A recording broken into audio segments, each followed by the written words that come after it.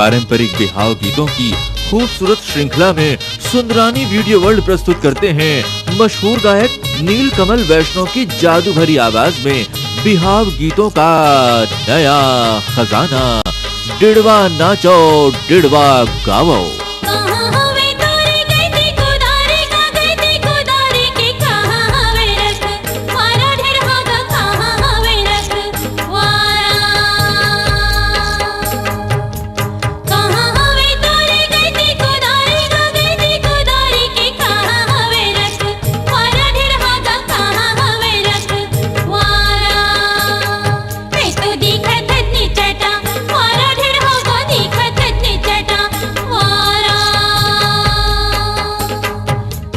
पूरे परिवार के साथ देखिए सुनिए एक ऐसा एल्बम जिसमें बिहाव की सारी रस्मों के साथ आप खो जाएंगे।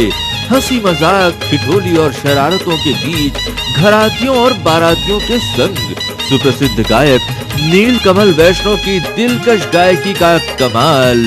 डिड़वा नाचो डिड़वा गावो।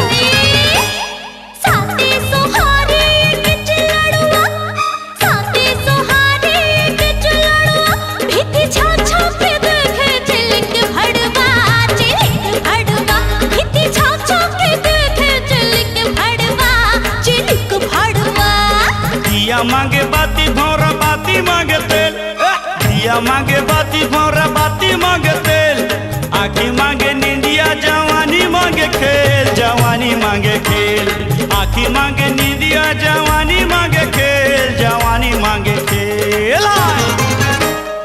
निर्माता लखी सुंदरानी, निर्देशक तरुण निषाद का सबको नचाने वाला पारंपरिक बिहाव गीतों का नया गुलदस्ता।